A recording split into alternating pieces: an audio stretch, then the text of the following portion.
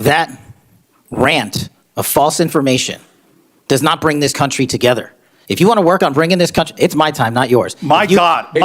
If you want to talk about dividing this country, it is my I follow time. you on your social media posts that It is tear my this country time apart. to address your falsehoods. Oh, You are an you can embarrassment try all to the you division want in this country. to not take It is my responsibility time. for what You you had have your said. time. Sir, you're Your making time a is mockery of this over. committee. Sir, you don't tell me my time is over. You The know how people far of New we've Jersey come tell me since what my you time is. Senator, You can't lecture me. you can tell me Sir, my time's over? You may be the charge of the I'm not FBI, going anywhere. but I am not afraid of you, Mr. Chairman. If you want to see what the autopsy of an institution looks like in real time, you need to watch this exchange. Senator Cory Booker just took a flamethrower to FBI Director Kash Patel in a hearing that felt less like routine oversight and more like a desperate warning for the future of American safety. The stakes? Nothing less than the total politicization of the nation's premier law enforcement agency. Booker didn't just catch Patel in a series of evasive maneuvers regarding grand jury testimony. He exposed a systematic purge that has left the FBI, for the first time in its history, led by individuals with zero prior experience in the Bureau. While seasoned patriots with decades of expertise are being pushed out via one-page letters, a staggering 20% of FBI resources have been diverted away from hunting child predators and domestic terrorists. This isn't just a shift in policy, it's a gutting of the institutional memory that keeps us safe. Let's get into the clip that has the Capitol buzzing. Mr. Patel, I want to start off where we left off last time.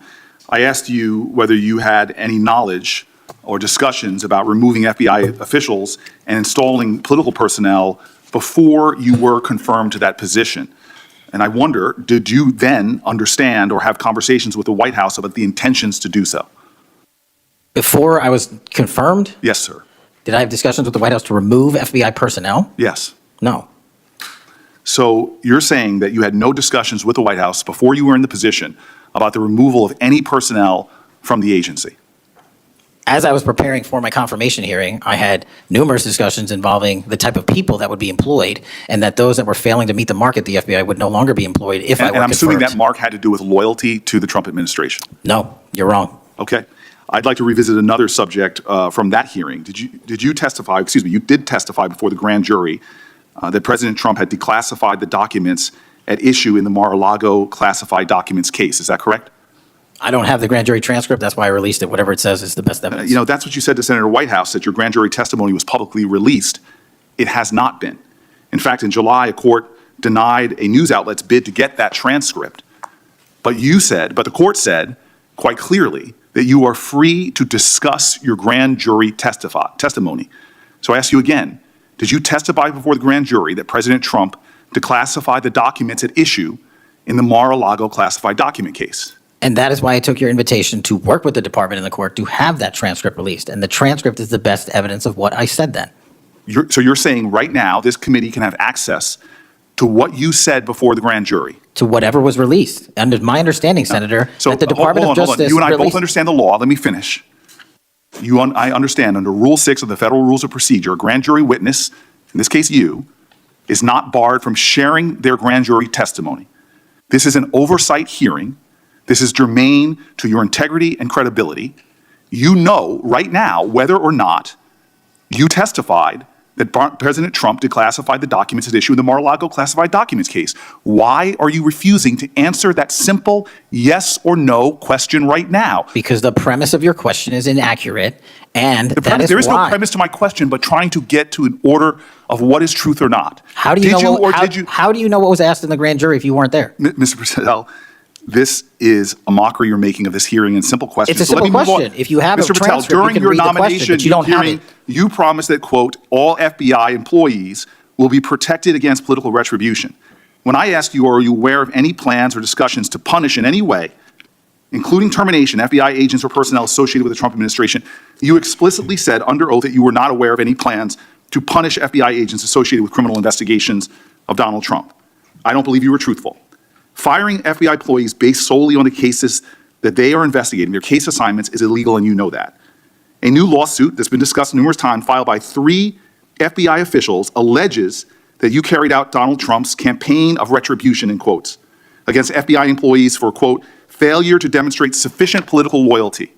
One of those plaintiffs has been discussed today, Brian Driscoll. Now, we know 20 years of distinguished service to the FBI, before you terminated him. Special agent in charge of FBI's Newark field office, where he operated with distinction. Medal of Valor winner, Shield of Bravery awards. He's a patriot.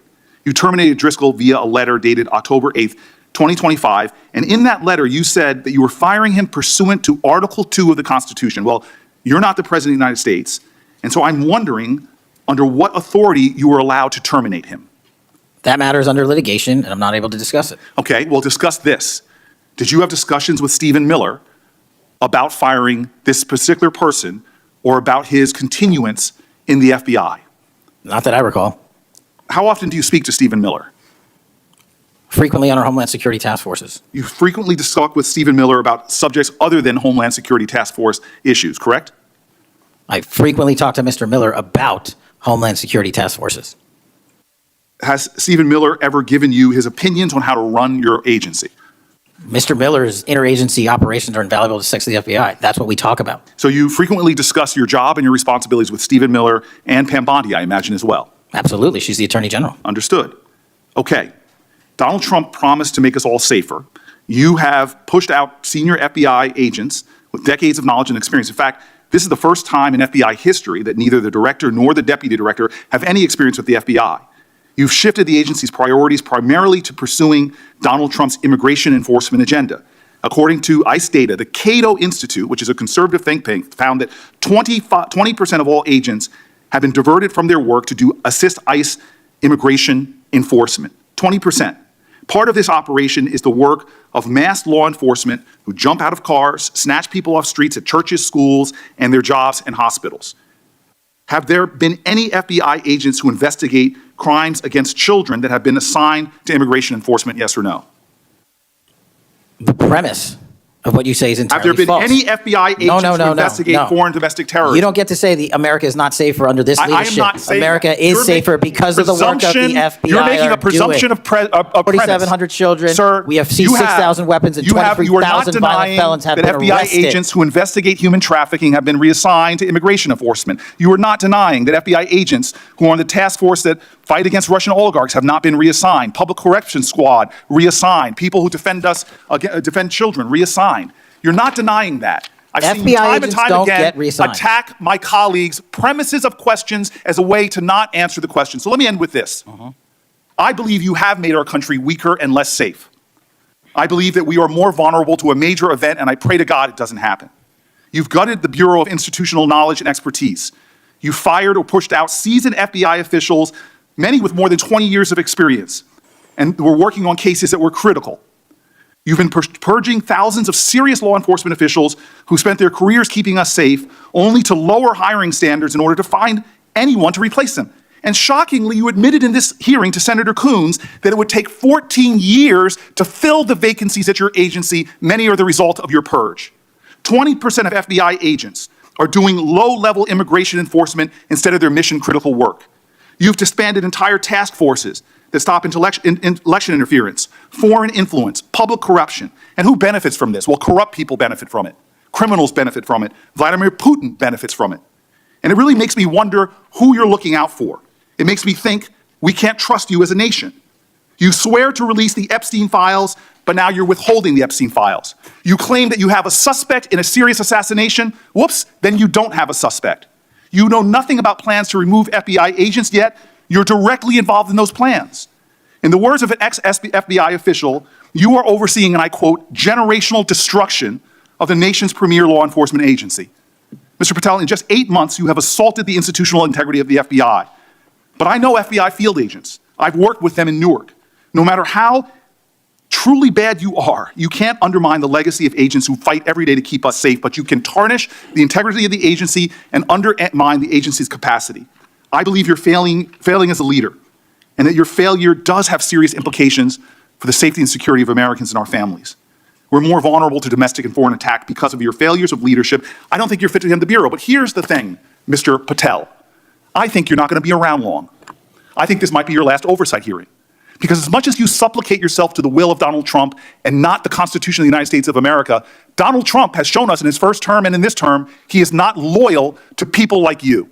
He will cut you loose. This may be the last time I have a hearing with you because I don't think you're long for your job. But I'm going to tell you this, I pray for you. I pray for you that you can step up and defend your oath, defend the Constitution, and do a much better job of defending this country. Thank you, Mr. Chairman. Do you want to say anything? Yes, at this sir. point? That rant of false information does not bring this country together. If you want to work on bringing this country, it's my time, not yours. My God. If You're you gonna want to lecture talk me about dividing this country, it is I my follow time. you on your social media posts that It is tear my this country time apart. to There address should be a your unifying- falsehoods. Oh, You are an you can try embarrassment all to the you division want in this country. to not take Senator, it is my responsibility time. for what You you had have your said. time. Sir, you're Your making a time is mockery of this over. committee. Sir, you don't tell me my time is over. You The know how people far of New we've Jersey come tell me since what my you time tell- is. Senator, You can't lecture me. You can tell me Sir, my time's you have- over? You may be the charge of the I'm not FBI, going anywhere. but I am not afraid of you, sir. Mr. Chairman, Not afraid of you. Mr. Chairman, point of order. Senator Booker, I announced at the beginning of this meeting that this back and forth, talking over each other, doesn't work. And I said if that happened, I asked Patel not to respond, and I was going to give him some time after the senator's time was up to respond. And he has the privilege to do that uninterrupted. Mr. So Chairman, one point of Go order. ahead, Mr. I've Patel. watched him talk over us, and you've never once criticized him for us not even being able to get our questions out. Well, He has been rude and disrespectful to senator after senator. And when the senators were not giving him a chance to answer, I didn't stop the senator either. Go ahead, Senator. Thank you, Mr. Chairman. If the FBI, under my 7-month leadership, were failing this administration in this country, why do we have 23,000 violent felons arrested this year alone? A